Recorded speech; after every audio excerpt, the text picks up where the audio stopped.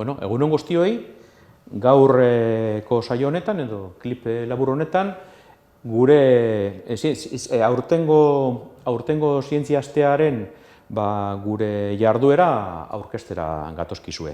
Zoritxarrez birtualki egin behar izango dugu, baina, espero dugu, ia aurten ez bada, datorren urtean presentziala izatea berriz ere. Beraz, gaur esaten ditudanak, gorde ere, igual datorren urterako, bai, ahal izango dugulako ikusi elkar.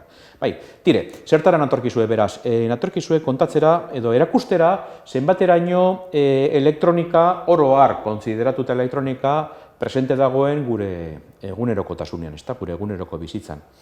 Eta nola, adibidez, horren erakusgarri, nola ahal izan dugun guk, eta hause aurkeztera natorkizue, nola izan dugun guk, jostailu xume bat, ahalmen berriak emon, eta ahalmen berri horiek kontrolatu, izpi infragorrien bitartez. Izpi infragorriak zer dira? Bueno, ikusezinak diren, argitasuna bezalako, baina ikusi ezina dela, ezta? Motelegia komila artean delako. Nun erabiltzen dira izpi infragorriak? Adibidez gure etxeetan, telebista erabiltzen dugunean, kanalak gora bera eta volumena gora bera ibiltzeko, ezta? Bueno, hause, erabiliko dugu guk ere, gure bestelakoan, gainerakoan, jostailu xume bat izango zenaren, abiadura kontrolatzeko, aurrerantz, atzenantz doan, argiak piztea nahi dugun eta horrelakoak. Horretarako, erabili dugu, internet bitartez edo beste zenbait dendatan ere, espezializatutan, eskuratu daitezke, hardware plataforma oso ezagunak eta horiek programatzeko tresnak. Ez dugu ezer egin pertsona arrunten ahalmenetatik kanpo dagoena. Orduan beste besterik gabe, aurkeztera noakizue, honen zelan dabilen aurrera atatzera, lehenengo egin behar dugu piztu hori horretarako atzamarra sartu beharko dut hemen, baina beste ezetako ez dut sartu behar izango, eta eragingo diogu aurrerantz, Orduan, pitike egin behar dut, tire, mutiko, aurrera. Hori da, hortxe dekozue, itxiko diogu bueltatxo bat emoten, eta hemen geldiarazi egingo dut, Geldiarazi dut, eta orain eragingo diot pizkatxo bat atzeraka, eta ia ikusten dozuen argiak ere pizten ditu dela. Orduan eragingo diot pizkatxo bat atzeraka.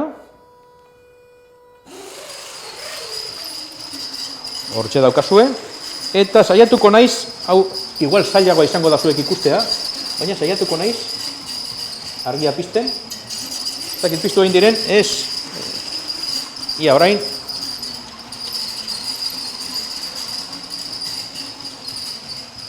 Bueno, ez da ikusi, baina piztu egin dira, Piztu egin dira. Bueno, eta hause gure demostrazioa gaurko, azpimarratu nahi nuke gauza bat, eta da, faen handia datanontzat, ez presentziala izatea, azoka hau virtuala izatea, ze presentziala balitz, esango nizueke, botako nizueke orain erronkatxo bat, eta izango litzateke ekartzazue zuen etxeetako telebistako mandoak, eta haiekin ibili gora eta bera trena kontrolatzen. Aurten ezin izango dugu egin, baina bideo hau, datorren urtean ikusten ari basarete, 2021an ikusten basarete, eta pandemiaren asunto hau garbitu egin badugu, ala espero dugu, ekartzazue zuen etxetako telebistako mandoak gure trentxo hau kontrolatzera. Bueno, divertigarria izan delakoan eta zerbait berria ikasi duzuelakoan, ondo izan danok. Oso ongi etorriak beste urte baten ere zientzia astera. Oraingo esperimentuarekin ikusiko duguna da, etxeetan dekogun indukzio sukaldea zelan funtzionatzen duen eta zelan eragiten diogun horreri elektronikari esker. Hemen ikusten dugunez, zuen etxeetan deko zuen indukzio sukalde bat irekita dekogu. Honek egiten duena zera da. Elektronikaren bidez, ikusten dugun biribilkapen edo arila honen barruen, sortzen duguna da maiztasun handiko eremu elektromagnetiko bat. Eremu elektromagnetiko horrek sortuko duena zera da. Metalean, zuen etxeetako lapikoaren metalean, beroa sortuko du galeren bidez.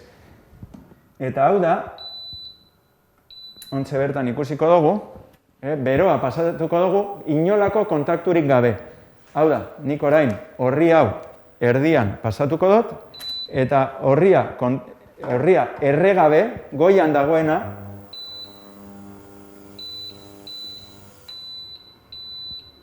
berotu ahal izango dugu. Ontxe ikusiko dugu zelan, hemen dagoen ura berotu egingo dan, baina aldi berean, erdian dekogun orria ez du inolako eraginik pairatuko.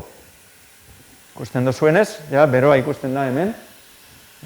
Izatez, zuarekin egingo bagenu hau, hemen dagoen orria erre egingo genuke. Baina, ontxe ikusten duzuenez, ura berotuta dago, baina erdiko papelak ez du inolako eraginik pairatu.